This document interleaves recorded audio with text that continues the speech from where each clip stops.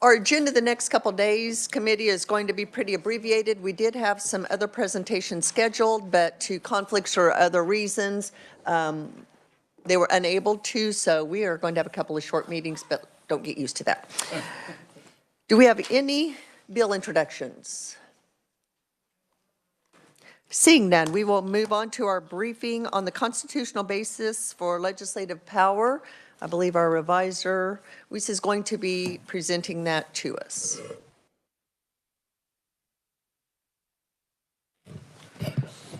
Thank you, Madam Chair. Good morning, committee. David Weiss with the Reviser Statutes Office, just to provide in the interest of efficiency and time, a real high-level overview of sort of the legislative power, the basis of that under the Constitution of the state of Kansas, and then also some, kind of, and how that plays into separation of powers with some of the other branches of government, and then also the federal government, some federalism concerns there under the 10th Amendment. These are all kind of very, specific kind of concepts and principles. We could, if this was a law school course, I could probably spend the rest of the semester lecturing on any one of these things, but we'll try to just kind of hit the high points right here to get at the committee some background. So the basis of the legislative power within the state of Kansas comes from Article 2 of the Constitution of the state of Kansas. Is adopted by the people of the state. And then Section 1 of Article 2 is that the legislative power of the state shall be vested in a House of Representatives and a Senate. So that is kind of the absolute basis. House and Senate are the bodies that constitute the legislative power.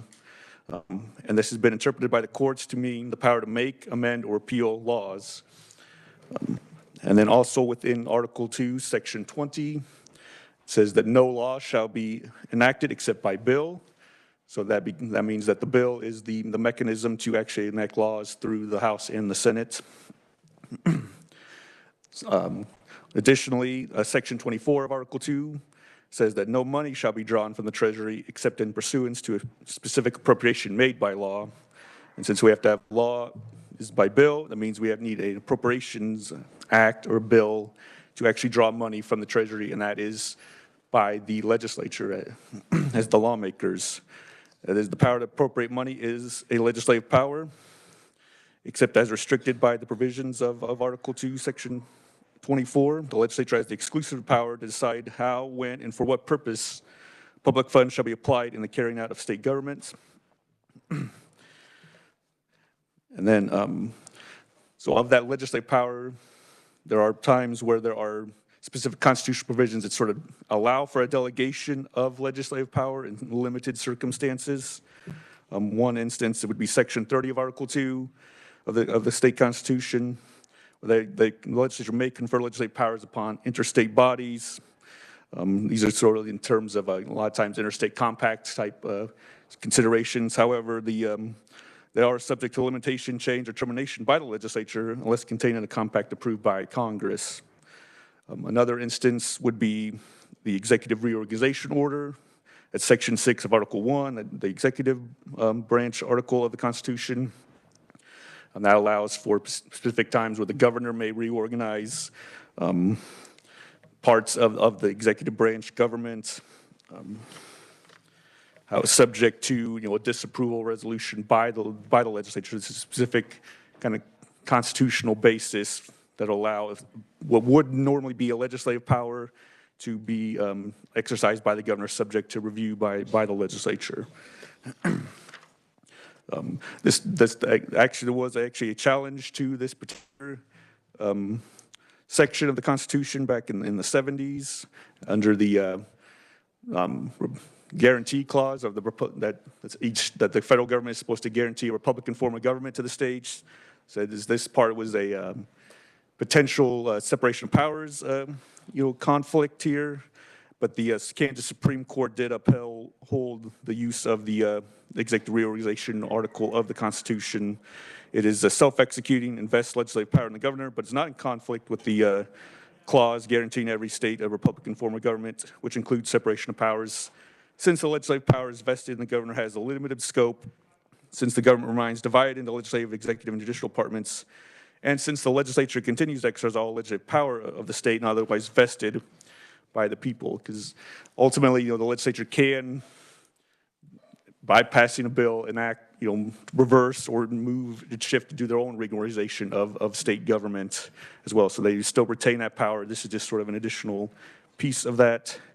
There are instances where you have the potential delegation of legislative power that is unlawful or unauthorized. And that's one thing. Sometimes you see things where the state, where maybe another branch of the government or the federal government or somebody's trying to potentially intrude on that. But there are also times where the legislature has to be careful about not just giving that power away as well. Because the legislature's delegation of unlawful power to make law is improper unless the Kansas Constitution permits delegation of legislative power to a different branch of government. If the Constitution does not permit that, separation of powers doctrine is violated because that legislative power is vested in the legislature, in the House and the Senate, as indicated in Article 2, Section 1. Kind of touching a little bit on this from last week, we talked about administrative rules and regulations, and kind of to try to distinguish between what's an administrative power under a rule and reg versus the legislative power, the power to make, amend or repeal laws. The Kansas Supreme Court has distinguished that by saying that to distinguish whether the legislature has delegated legislative power or administrative power, specific standards set out in the delegation must be considered. It needs to be specific standards, meaning they contain sufficient policies and standards to guide the non-legislative body. Then if those exist within the law, the legislature has delegated administrative power. The legislature can delegate that discretion to sort of fill in the details, provided that there are definite standards to guide the exercise of that authority. So the legislature doesn't have to provide all the detail as long as it has kind of that structure within the law, and then allow the administrative agencies to sort of fill in that technical detail as necessary. So this kind of brings us into the separation of powers, kind of checks and balances, between the legislative branch and the other branches of government. Probably the biggest one is Section 14 of Article 2 of the Constitution of the State of Kansas. This is the presentment clause of contains the presentment clause where bills have to be presented to the governor. If you remember the case last week, that Stephan versus House Representatives, where there was that attempt to amend or revoke administrative rules and regulations through concurrent resolution. That was as part of that, the court found that violated the presentment clause because those concurrent resolutions did not get presented to the governor for signature or veto, and then struck down that procedure. Then so the bills get presented to the governor, the governor can sign the bill, let it take effect without signature, or can veto. And of course, the vetoes are then also subject to an override by 2/3 of each house of the legislature, and they become the law. Is again that kind of check and balance. The other piece I know has kind of come up is sort of how the state legislative power interacts with Congress. There's federalism concerns. The 10th Amendment to the United States Constitution says that the power is not delegated to the United States by the Constitution nor prohibited by it to the states, are reserved to the states, respectively, or to the people.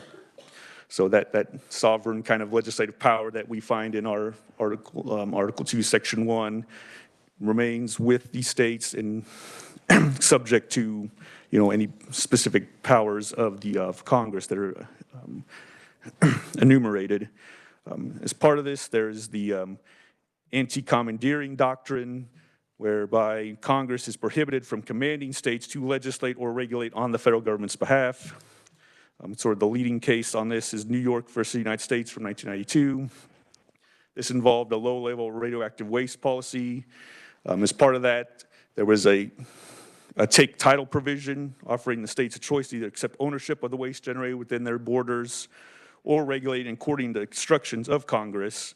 However, the United States Supreme Court said that was that could not be imposed on the states as a freestanding requirement. They cannot directly require states to regulate or legislate on these. It's outside of Congress's enumerated powers and infringes upon state sovereignty under the 10th Amendment. Congress is also prohibited under the anti-commandeering doctrine from requiring state law enforcement officers to perform federal regulatory duties.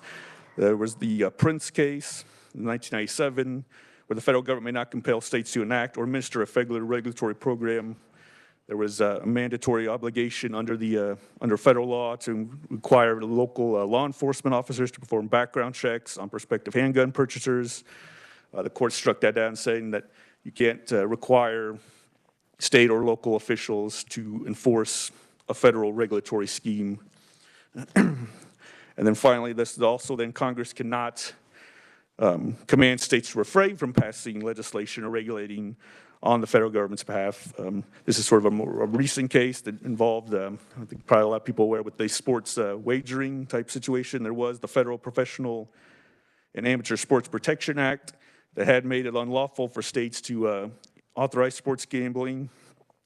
The court actually struck that down in 2018 as a violation of that anti-commandeering doctrine, because it says that still Congress can't require states to pass legislation, and they also can't directly compel states to not adopt or pass legislation. That's why, we do now, of course, Kansas did enact a sports wagering law subsequent to this decision, and that's kind of the basis of it.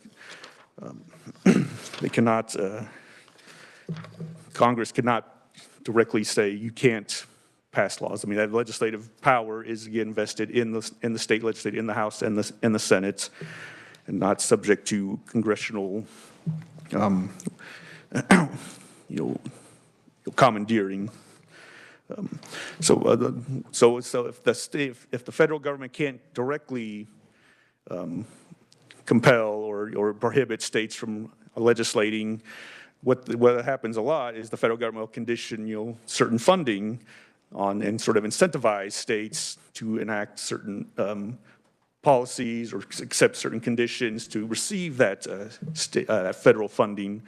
And this derives from, the power to do that derives from the spending clause. This is in Article 1, Section 8 of the United States Constitution. It gives Congress the power to pay debts and provide for the common defense and general welfare of the United States. This is much like the the power of the purse that the state legislature has. Under the Congress also has power to appropriate funds and spend that. And this Congress is allowed to offer powerful incentives to carry out federal policies, so long as the states remain free to opt out by declining that federal funding. Sort of the main case that involved this was South Dakota versus Dole from 1987. This was where some Congress conditioned a receipt of 5% of federal highway funds on states enacting a minimum drinking age of 21 years of age. At the time, South Dakota had a 19 minimum drinking age, and challenged that and said that's coercing us, that's telling us we have to pass a certain law that's impermissible under anti-commandeering. However, the United States Supreme Court upheld that requirement, that spending condition, but they did lay out sort of some conditions when federal funding conditions must be one, in pursuit of the general welfare, and typically the court gives great deference to Congress on that because it's an enumerated power under the spending clause. It's typically not subject to a lot of review. It does have to be unambiguous, which means enabling the states to exercise their choice knowingly, cognizant of the consequences of their participation. I mean, the idea is that this is really supposed to be a voluntary acceptance, sort of almost a contractual kind of relationship where the federal government is saying, here's our offer. It needs to be kind of an offer. It's not a Don Corleone offer that you can't refuse. It's supposed to be a legitimate offer that the state can reject or accept, subject to those conditions. The spending must be related to a federal interest, in particular national projects or programs. Again, that's typically, there's a lot of deference to Congress in that. area. The spending cannot otherwise be prohibited by the United States Constitution, so you can't have that condition be some sort of thing that Congress couldn't otherwise do, like some conditions that you have to enact a specific cruel and unusual punishment or abridge some sort of First Amendment right or something like that to accept the federal funds. And the kind of the big piece is that this cannot be coercive. Again, it goes back to that knowingly kind of voluntary participation. It's whether the state has a legitimate choice whether to accept the federal conditions in exchange for federal funds. And under the South Dakota v. Dole case, the court actually did find that this was not a coercive federal funding condition. The kind of reason that this is 5% of the portion of the highway funds, it ended up making up about 0.5% of South Dakota's budget at the time. So they said that's not so much as to be considered a coercive, condition for the state. It wouldn't have that big an impact on their budget. If I could jump in and ask a quick question here, because I've wondered about this. So how would the legislature know if an agency was applying for any kind of federal funding that maybe had some of these strings attached that wasn't in harmony with legislative intent or statute or other bills that the legislature has passed, but agencies are getting these federal funds that have strings attached that would not necessarily be approved by the legislature? How do we know what those strings are? Some of it's going to depend on the specific federal program. It was, a grant program that the state agencies apply for directly, whether it's kind of a bigger federal spending package that kind of gets deposited through the states, typically through the governor's office, because each state has a governor, so it's there's a lot of times it'll flow through there. I don't know if there's really like a central portal or anything. I don't know, maybe if Stephen would know if there's something where you can look up federal grant requirements on, each basis. I don't know. I think it would be kind of case by case. There is typically language in the appropriation bill concerning federal grants that allows, if kind of a lot of times when the legislature is out of session, if those federal grants come through, that they can apply and then have to get approval from the governor before they can be expended. That's, of course, is part of the legislature's appropriation authority. Under the spending, and the power of the purse, the legislature could enact certain restrictions for particular fiscal years or have some sort of other standing substantive law that would require, a notification by agencies that we're applying for these grants. There's various things that the legislature could do under whether it's under appropriation authority or under just general legislative authority, they could.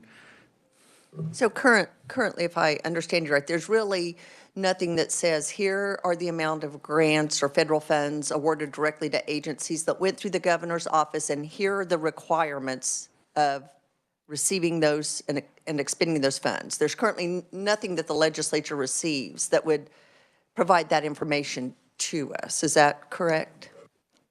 I'm not aware of anything like that. I don't know if KLRD receives some more guidance on that, but I don't know of a thing like that, but I defer to Stephen on that. Okay, Mr. Wu. Stephen Wu, Legislative Research.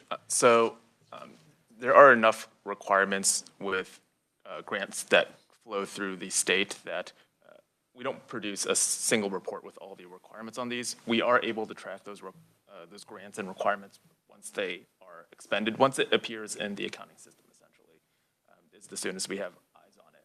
At that point, we can look at, a good resource for this is ks.gov. Most grants have a CFDA number, which you can look up. That number will allow you to look up the grant, see what requirements are associated with it, what sort of funding is associated with it as well. Past that, we do not currently produce a report with everything, with all of the requirements compiled into one, in part because of how complex all these requirements are at a broad level. That said, we can put together something that is comparatively a lot more high level. If you are more interested in specific topic areas, that would be a lot easier to hone down. That all said, I'd like to caveat this by saying that we primarily see these grants once they have been accepted and are put into the budget. Understand, and at this point, I'm not going to ask you to try to wade through all of that. I was just curious when, talking about the requirements and how that may or may not harmonize with state law. So thank you. Yeah, thank you. So that was kind of the South Dakota v. Dole case. We'll contrast that with a more recent case. This is the National Federation of Independent Business versus Sebelius. This was a 2012 case involving the Affordable Care Act. There were a lot of things going on in that case with the individual mandate and other things, but there was also a piece of that holding that dealt with conditional spending and coercion, the kind of anti-coercion idea. As part of that, Affordable Care Act, there was the expanded Medicaid expansion in there. As the bill left Congress, it had a requirement that the states would have to expand Medicaid, or they could potentially lose all of the Secretary of Health and Human Services could potentially withhold all existing Medicaid funds to the state. That was challenged as part of this case, and the Supreme Court struck down that provision and then severed that from the remainder of the act to let the additional parts of the act take effect, and said that Congress violated the anti-coercion principle by conditioning all of the state's Medicaid funds on acceptance of Medicaid expansion in the Affordable Care Act. They kind of contrast the Medicaid funds with those that little portion of highway funds in the South Dakota v. Dole case, and said that Medicaid funds are a substantial part of state budgets in comparison to the 5% of highway funds. In some cases, Medicaid can make up 10% or even more of a state's budget. I felt the court determined that was such a large amount of the budget that did become coercive to then make the states have to expand Medicaid to continue to receive that funds, or at least guarantee continue to receive those funds. So they struck that down. That was kind of the first instance where where the court had said that Congress had exceeded and this became a coercive use of conditional funding in violation of the kind of the 10th Amendment and those things were reserved to the states. Now, this doesn't mean that Congress can't place conditions on the actual use of a federal fund. If there was an instance where Congress, as part of that, part of those federal highway funds, said these funds shall be used for an anti-drunk driving campaign or something to that effect, it's very much like how the state legislature can, through budget provisos and other ones, can direct agencies, you can spend money to do this or you cannot spend money to do that. It's kind of a similar principle to make sure that Congress, that intent there that they provide for the general welfare is being followed. But it's more that kind of conditions that have to be made by the states before you can even receive those funds is really what's at issue here, and where there's no real bright line rule right now, like a lot of things with the Supreme Court. It seems like we kind of know that, it seems like 5% of federal highway funds, that seems to be okay. It's not coercive. All federal, all Medicaid funds is not.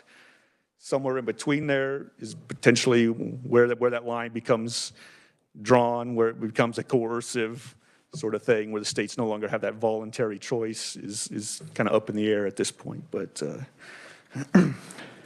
I know that's quite a bit there, Madam Chair, and of course, if the committee wants to delve into any of these things any deeper, I'd be happy to do so. But I kind of want to just provide that high-level overview for some background. So I'd be happy to stay for any questions. Questions from the committee. Senator Shane. Thank you, Madam Chair. I do think that the spending clause, the spending authority, is a very interesting constitutional history, and arguably is probably one of the most abused powers by our federal government, in my opinion. Revisor Weiss, would it be true to say that right now a state agency or department could apply for and accept a grant without consultation with the legislature that could then bind the state to certain action based on accepting that grant? Revisor Weiss. Yes, Madam Chair. Yeah, thank you for the question, Senator Shane. Yeah, there is typically language within the appropriation bill that gets passed every year that does allow for certain acceptance of federal grants, absent some sort of more specific guidance by the legislature just on one particular grant. I know there was a couple of years ago, there was some modification of that in terms of some of those COVID federal relief grants and stuff to have a little extra oversight, but typically those are allowed under a clause towards the end of the appropriations bill. So. Thank you. Other questions, committee? Senator Thomas.